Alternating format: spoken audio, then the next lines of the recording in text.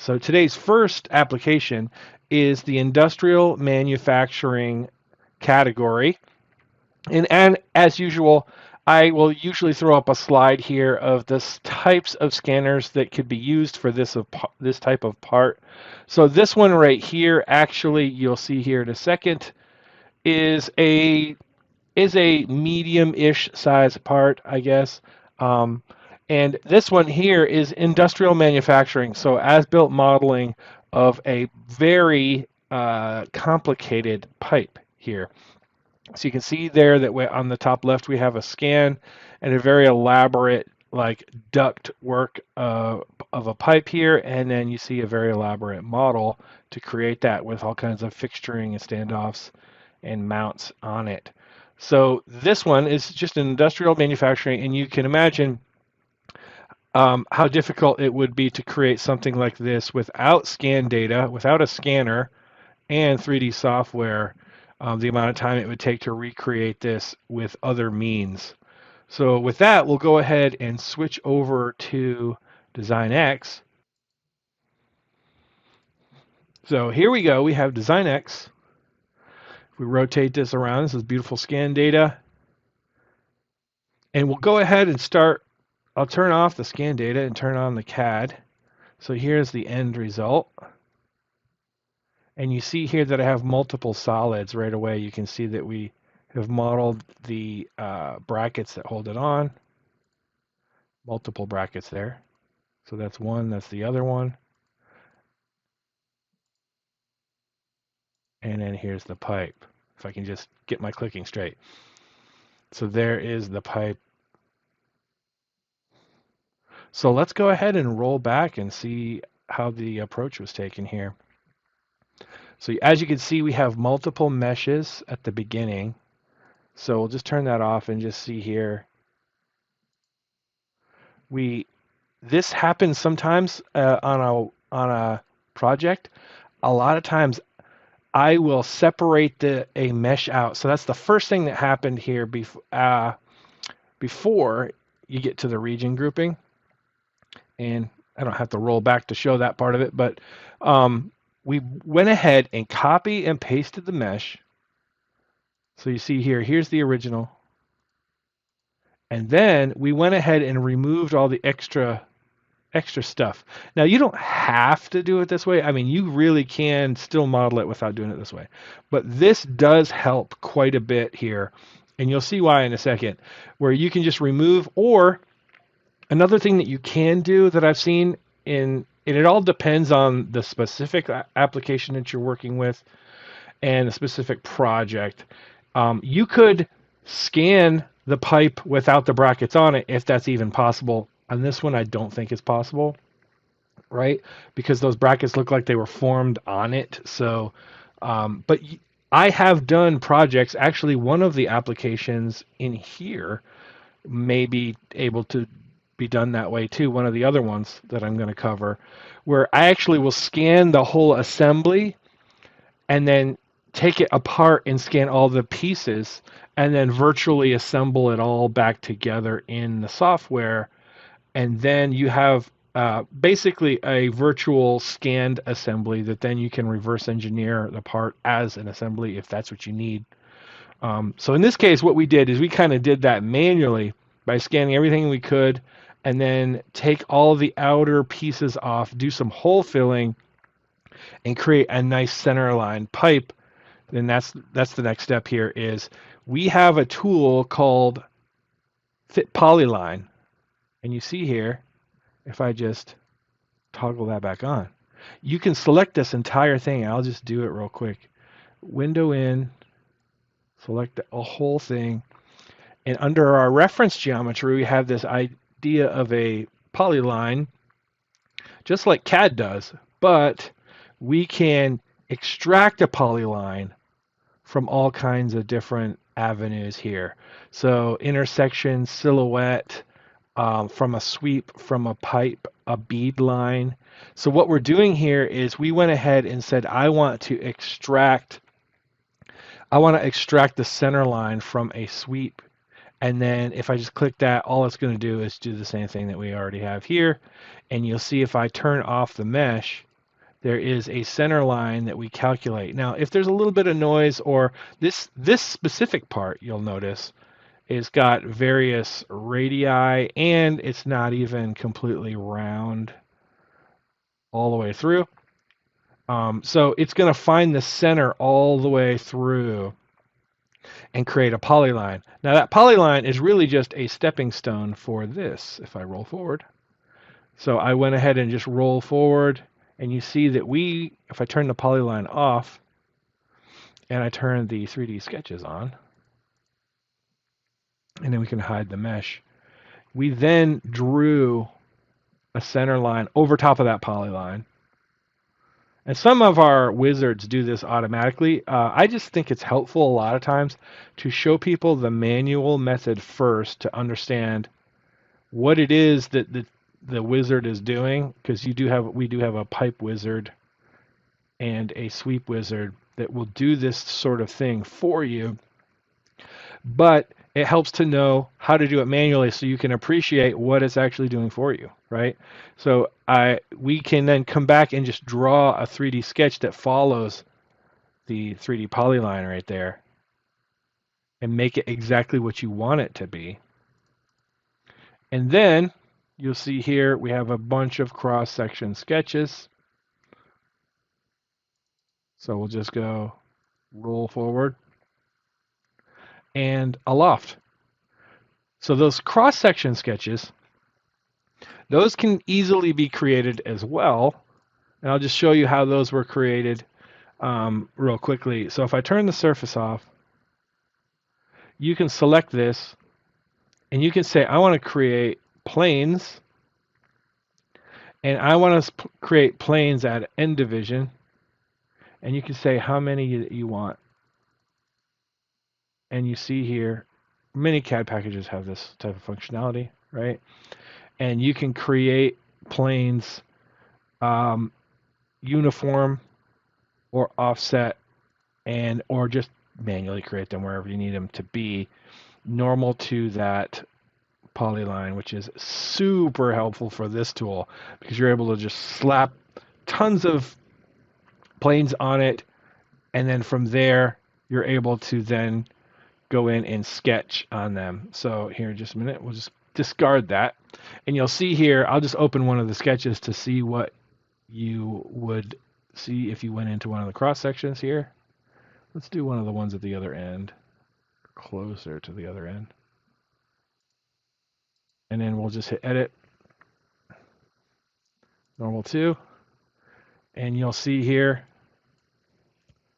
there is the cross section. And then because this is a very organic shape, right, you're basically coming in here and saying, I want to fit a spline to this,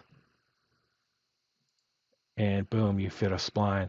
And you see we fit a very elaborate spline. And here's another piece of functionality that I'll highlight while we're in here is the spline nodes. You'll see that it has 200 nodes. So you can click on that and you can say, I want to do like 50 and then reduce it down. So anybody who's done a lot of lofting knows that if we're going to loft these profiles together, and this one has 10 nodes and that one has 200 and this, you're going to create this really crazy looking wrinkly loft or sweep if you have these profiles that are crazy here. So in this instance, we are going to be doing a loft between all these because they are different profiles all the way, by the way, just in case I misspoke earlier, you know. So there we go. We created a surface loft all the way down. So what they did from there is they went ahead and they did a fill face on each side. So then that inherently creates a solid. So now we have this really cool solid. And then from here, we'll just keep stepping forward and looking here. So we created a surface cylinder.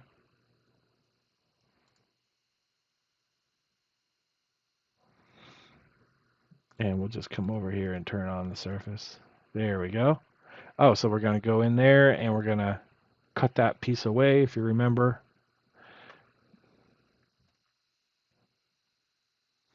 And then fillet that.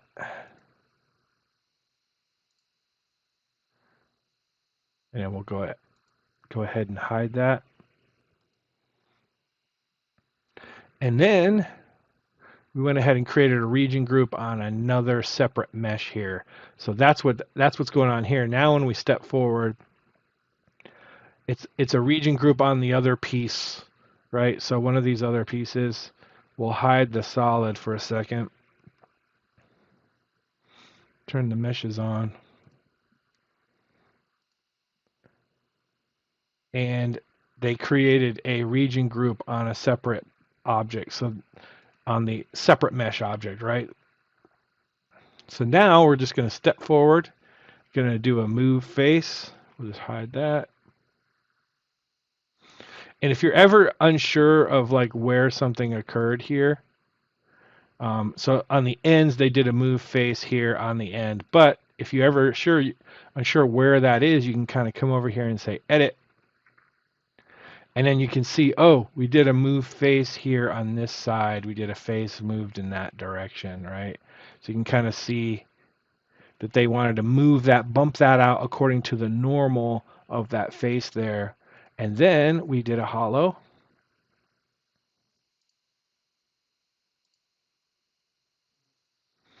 And we'll just keep stepping forward here.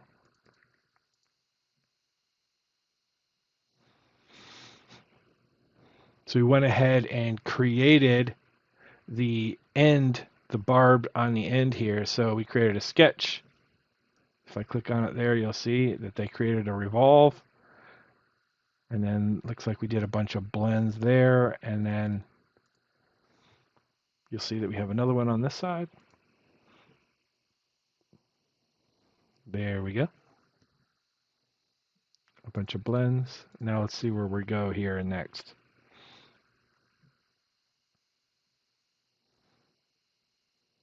Oh, we did a revolve cut away from there. That's what we did here.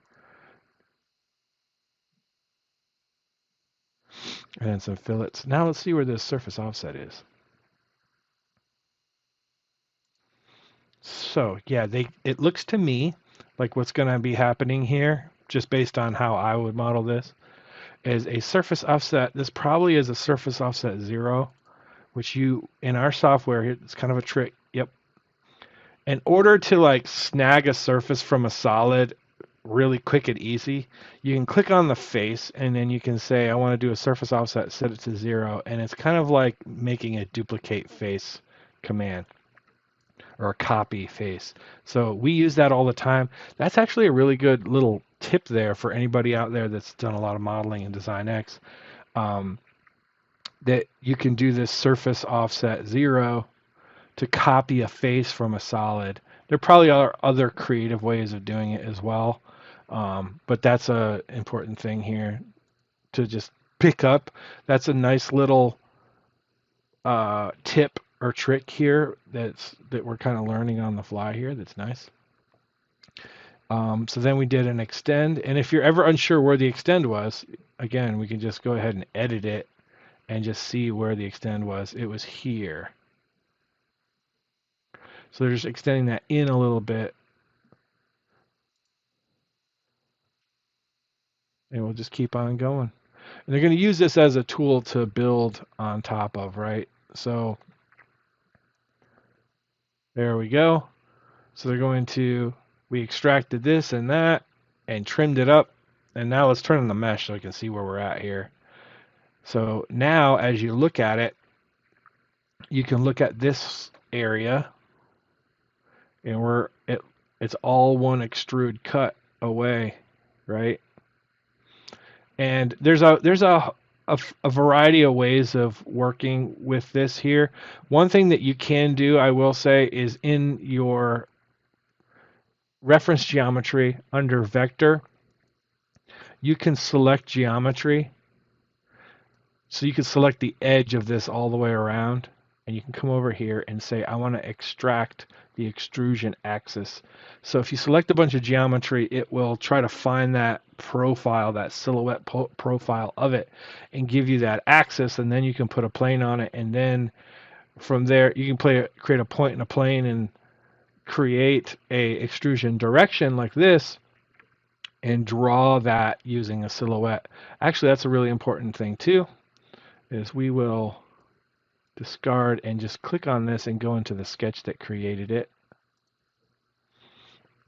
and go normal to. So when you set up this sketch,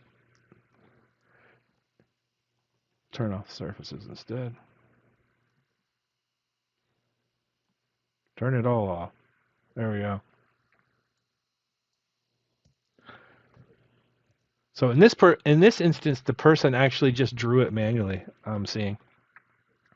But you can actually, if you wanted to, you could silhouette just that edge region all the way around, and if you wanted to. But this person did a great job, by the way, anyway, so it doesn't matter. But you could silhouette that and then draw this over top of it. That's what I was going to show, but since they didn't have it in here, so a bunch of different ways of modeling it, right? And sometimes it's like unnecessary. Like I can see what it is. I don't need to silhouette something that's flat in order to figure out what it is. And we'll turn the mesh off just so you can see. So we trimmed those things away. We did surface trims to create that shape. And we'll go forward here. We did that over here now.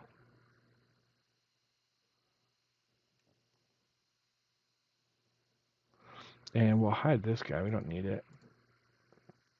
So I'm just going to toggle those to see. So you can draw right on the surface here, by the way. I think that's what they did with this 3D sketch. So we'll just come in. And you see here that you can draw directly on. And I'll just create one so you can see what I'm talking about. If I get out of that sketch, you could use that to trim. So if I want to come over here and say 3D mesh sketch, curve, and I can come right in and like so.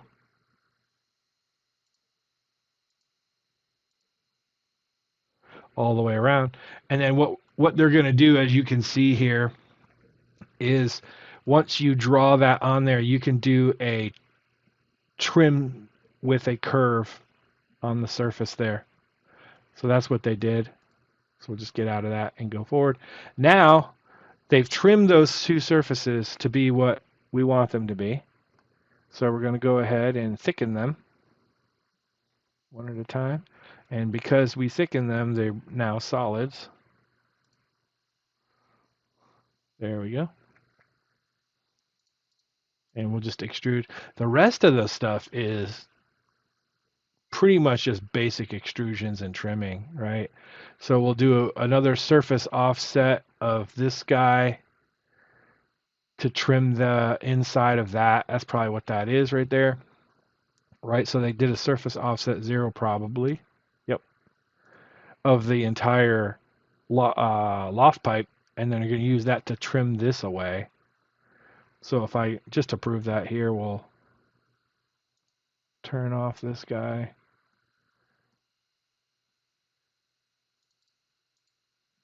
Yep. So from here, it's pretty self-explanatory, basic stuff. Just adding all the brackets and trimming them from the different directions and stuff. Really cool. So we'll skip forward a few.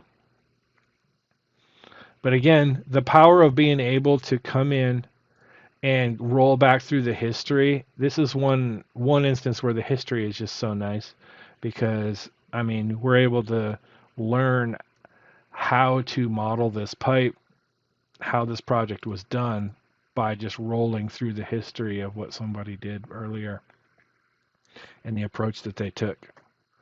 Okay, so we got a couple drafts there. Yep. On this guy. And then we'll do a couple cuts. So trim the inside. And just to turn the scan data on so you see where we're at again.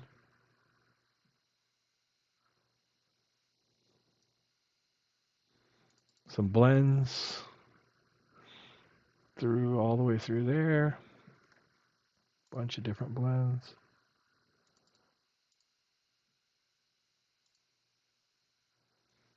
So from here, we'll just take a look at this real quick and see. Oh yeah, we got this long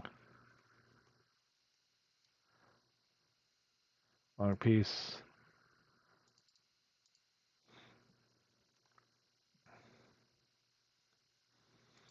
So that had some crazy geometry there. It wasn't like just super basic. You see that? Sometimes you don't notice that stuff when you first look at a project. You're like, oh man, this thing like twists around. So they went ahead and extruded this because that was one straight extrusion. They fit a surface there and then extended it all out. And now we're just going to trim everything back from all the different directions and boolean it in. So we're just going to trim all the pieces off with all the surfaces and stuff, even on the back, and trim it all in. So from here, I think the rest of it is kind of self-explanatory for this one. And we can jump over to our PowerPoint here for a second, and I'll just go to the end. And there we go. So there's our complete pipe model. Turn that off and turn this on. Really cool application of industrial pipe.